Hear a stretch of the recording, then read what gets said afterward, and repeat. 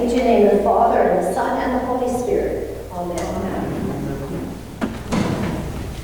I had two very different experiences of church in these last few weeks that are illustrative of what we read in our readings today. A couple of weeks ago, I had to meet with some of our insurers and our solicitors for the diocese to discuss some litigation matters that I'm assisting the diocese with. And when we finished our business meeting, we had some lunch. And our lawyer, one of our lawyers, is an Anglican, and as Anglicans do when they get around clergy, thought she would just sort of give her impressions of where the church is now and what the church could do better. I had a cocktail, so I was calm. I was listening, opened up my ears.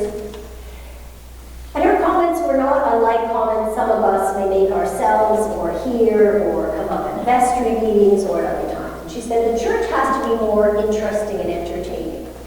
She says, you know, we have to have more exciting music, we have to have more modern words, we have to have more interesting stuff happen at church.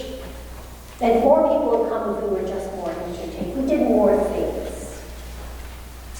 And I know that's why people don't come to church. It's not, we need more modern music, or just change the words and a lot of stuff and make it more exciting. So I changed the subject.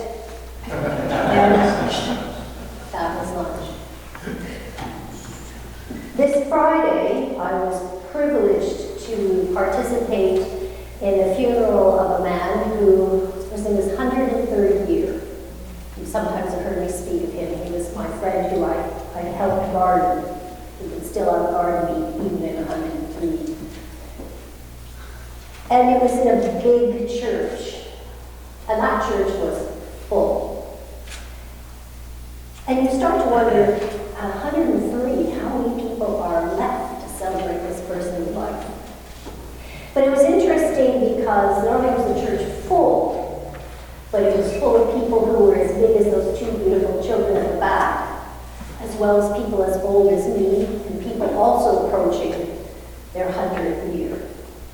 There was also a piper, a second piper, a bugler.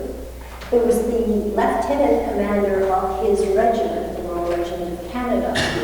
There was an entire group of people from the Legion. There were people who had known him in his business life and in his church life. And the preacher, she spoke of him, touched, as did the lieutenant commander in his tribute, on his many accomplishments, and talked about his life. The lieutenant commander read from his service diary because he had served overseas. He was present at D-Day and follow-up and stayed in the theater in Europe until he was discharged. He read from many pages of his service diary.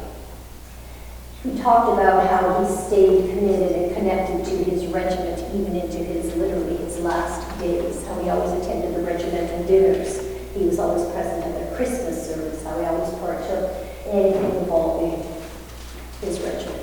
People from the Legion talked about how he was always supportive and present for them. In fact, at his 100th birthday, which was held at the Legion was full of young people who had never known him, but also served either in the reserves or in the present armed forces.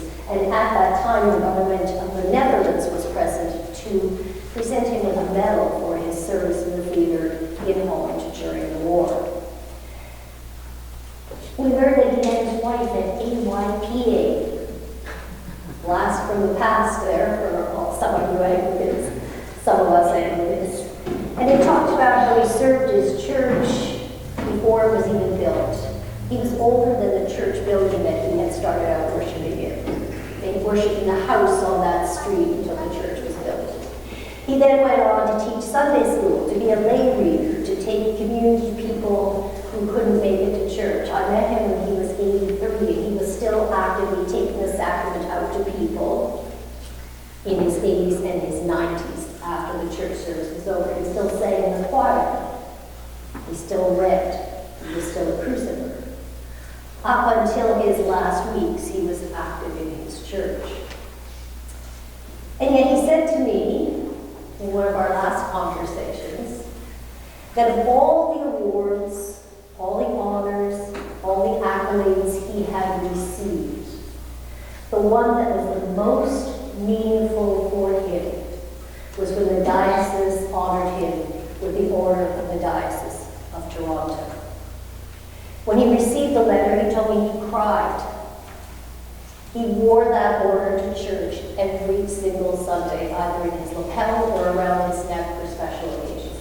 This is a man who was singled out by Prince Harry at the Invictus Games to come and sit beside him during a portion of the games because he was so in awe of this man's service to his country. But to him, the most important thing he received was that letter from the Archbishop and the award for serving his church.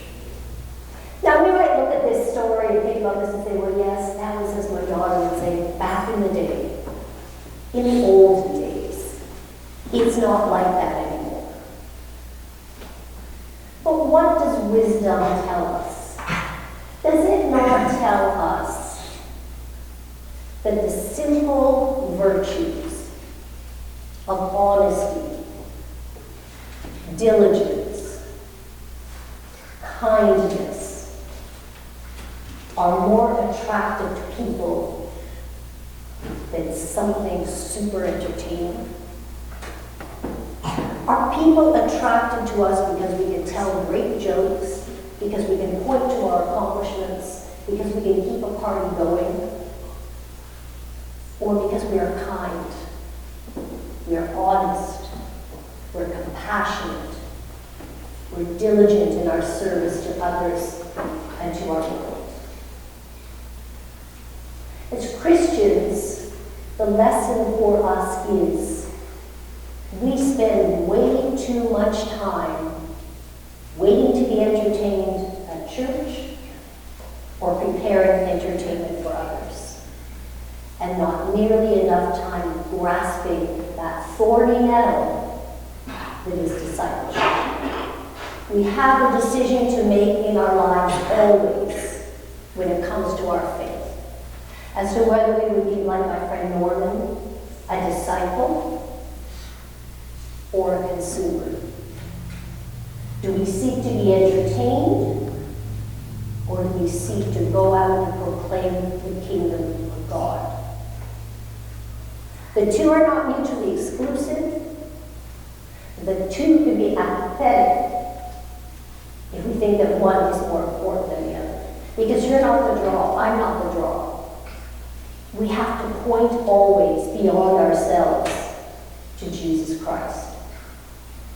That is what discipleship is. It's being kind when we don't want to be kind. It's being diligent and hard-working in our church when we don't seem to see a result, or even worse, we're criticized or not even recognized. It's being compassionate when we sometimes think we don't have the time. It's offering up our lives to God in the church and in our community in whatever way God would use us to serve His kingdom. And sometimes it's boring. Sometimes it's frustrating. Sometimes it's unrewarding. Sometimes people even fight against us or fight with us. But as Paul says in this most important chapter, possibly in all of his writings, we are not saved because we do good things. We are not right with God because of the list of our accomplishments.